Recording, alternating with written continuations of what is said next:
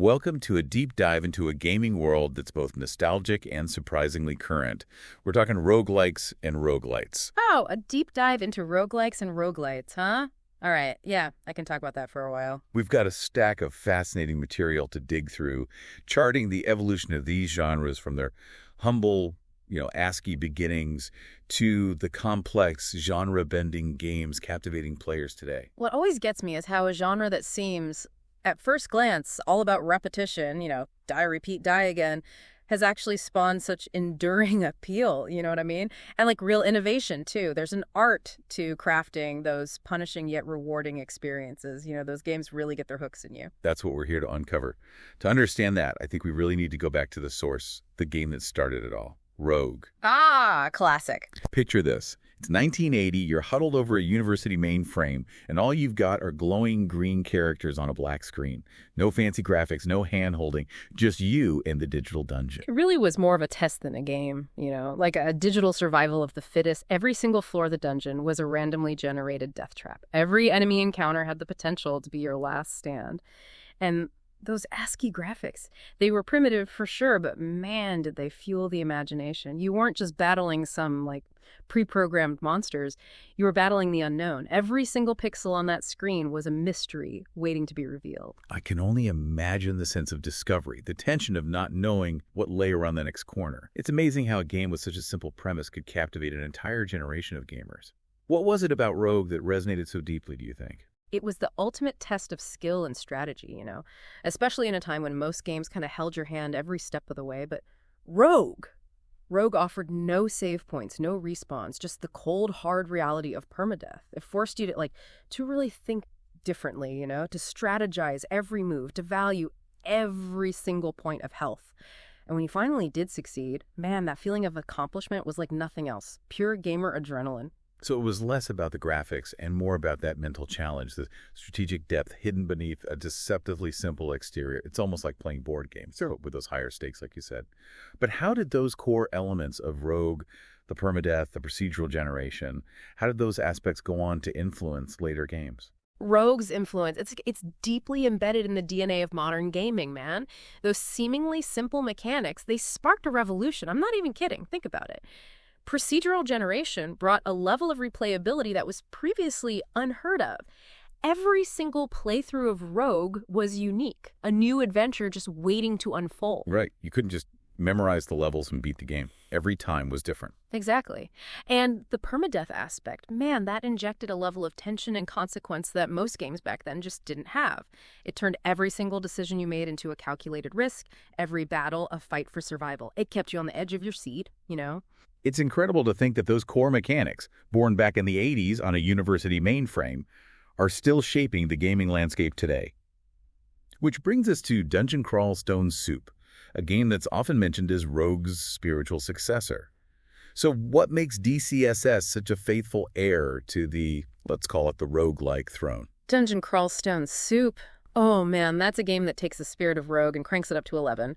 We're talking about a level of depth and complexity that's almost overwhelming at times, even for a seasoned player. I mean, you've got over 20 playable species to choose from, each with unique abilities and weaknesses. Want to be a minotaur wielding a battle axe? Go for it. Prefer the stealthy approach of, a shadowy assassin? You got it. But be warned, DCSS, it does not hold your hand. So it's not for the faint of heart. Definitely not. I've heard even experienced roguelike players, veterans of the genre, find themselves humbled by DCSS's unforgiving difficulty. What makes it so challenging compared to, say, the original Rogue?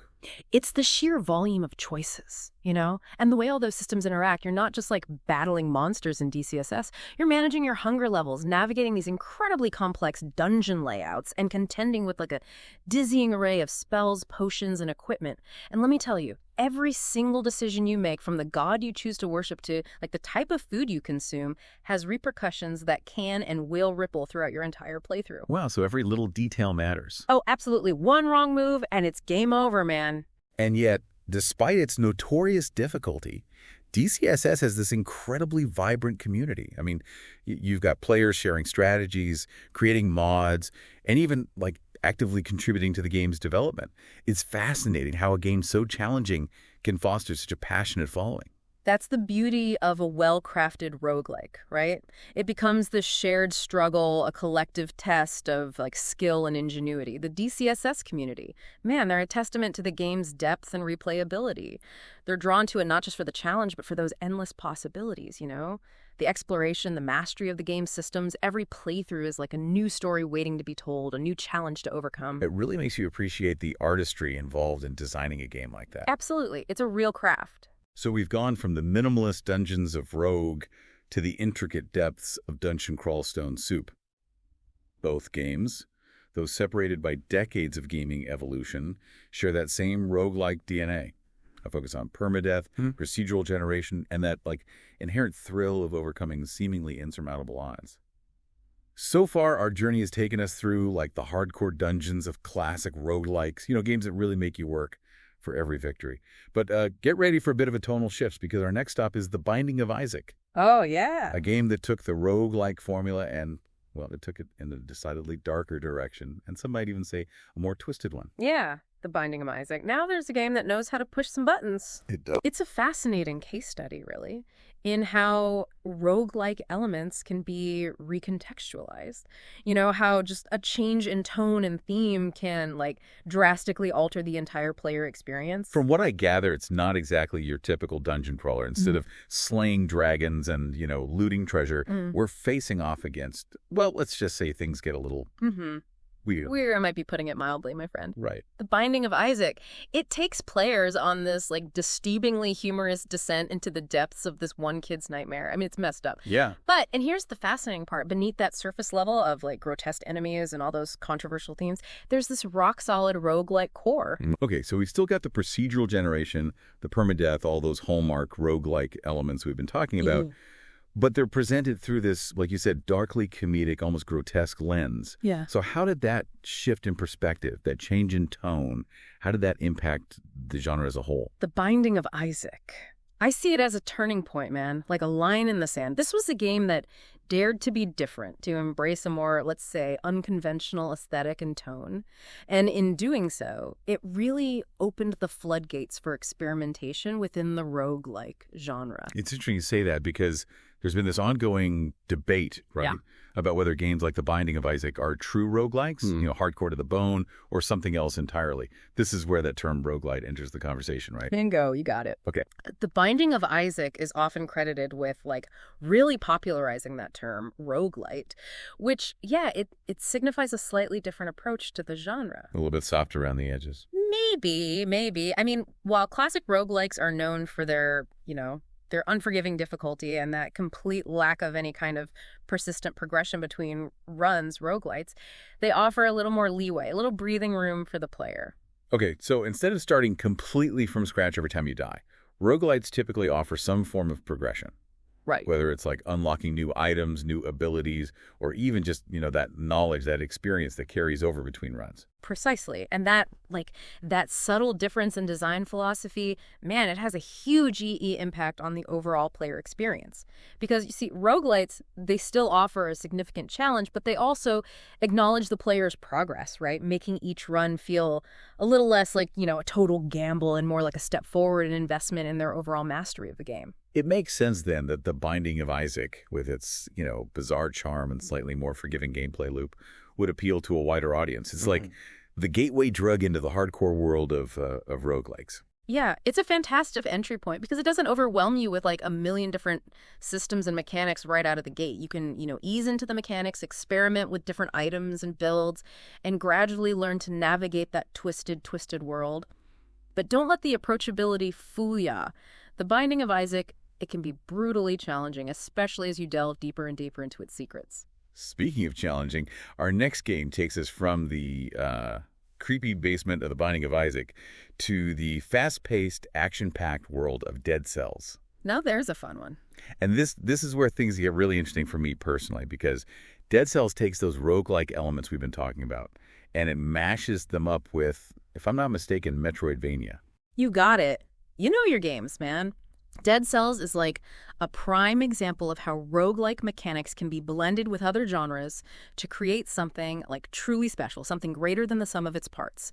It takes the exploration and character progression of a Metroidvania and injects it with that, adrenaline rush of permadeath and that just one more run addictiveness of a roguelike. Okay, now for those who might not be as familiar with the world of Metroidvanias, imagine like a sprawling, interconnected world, right? Okay. Filled with secrets to uncover, abilities to unlock, and of course bosses to defeat. But in Dead Cells, here's the twist. Every time you die, that world, it reshapes itself. Paths change, enemies shift positions, and you're constantly left to like adapt to this evolving labyrinth of challenges. It's such a brilliant combination of systems. The Metroidvania elements, they give you that sense of mastery over the environment, that feeling of gradually unlocking the world's secrets, mastering its intricate level design. But then those roguelike elements, man, they keep you on your toes. You can't just rely on, like, memorized paths or set strategies because death's always right around the corner, ready to completely scramble the world you thought you know. Okay, from the heart-pounding action of Dead Cells, we're shifting gears going from, like, high-octane combat to a different kind of challenge. One that involves a bit more strategy, maybe a bit more thinking ahead, and a whole lot of cards. Hit me with it. Let's talk Slay the Spire. Oh, man, now there's a game. A game that dares to ask the question, what if we combined deck building with dungeon crawling? Slay the Spire. It's a stroke of genius, I'm telling you. It masterfully blends that, like, strategic depth of a card game with the addictive, just one more run gameplay loop of a roguelike. Imagine this. You're not just battling monsters with swords and spells and whatnot. You're carefully crafting a deck of cards where each card represents a unique action, a calculated risk, a potential game changer. Every card counts. So instead of like navigating a dungeon with a joystick or WASD keys, I'm playing my cards right, building combos, hoping for that perfect hand to take down a boss. You got it. Each run in Slay the Spire, it presents you with this series of encounters, branching paths, tempting rewards, all represented by, you guessed it, cards. Do you choose the card that offers you that immediate power spike, or do you plan for the long game, carefully building up your deck, making it capable of handling, whatever the Spire throws at you? It's up to you. So there's like a real meta strategy at play there. You need to adapt your deck building strategy as you go, based on the enemies you encounter, the rewards you find, and maybe, just maybe, a little bit of luck of the draw. Yeah. Right? Oh, absolutely. Fortune favors the bold, as they say, and that's what makes Slay the Spire so compelling, It's this constant puzzle, this delicate balancing act between maximizing your current deck's potential, but also, like, always adapting to those ever-changing challenges that the Spire just throws at you. And just when you think you've mastered a particular strategy or you found that killer card combo, the game throws a curveball at you, forces you to adapt or die trying. And just like the other games we've talked about today, Death and Slay the Spire, it's not the end. It's really just the beginning of another attempt, another opportunity to refine your deck, your strategy, your overall understanding of the game's intricate systems. 100%. Each failure in Slay the Spire, it's a lesson learned, Yeah. It's about analyzing your mistakes, figuring out where you went wrong, identifying your weaknesses, and then using that knowledge to make smarter choices on your next run. Do you try and prioritize defense early on? Do you go all in on building a massive card draw engine? Or do you just say, you know what, screw it, and gamble on this high-risk, high-reward strategy? The choice is yours every time. So many choices. It sounds so addictive. Oh, it is. Trust me. But before we lose ourselves completely in like a deck building spiral, we have one more game to cover, and this one's a real doozy.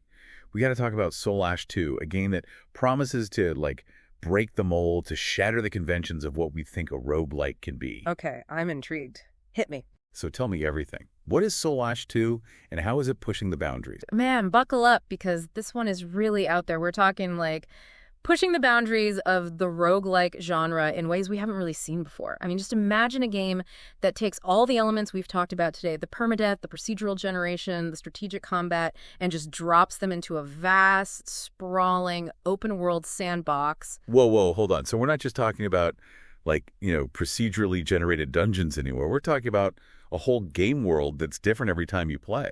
You got it.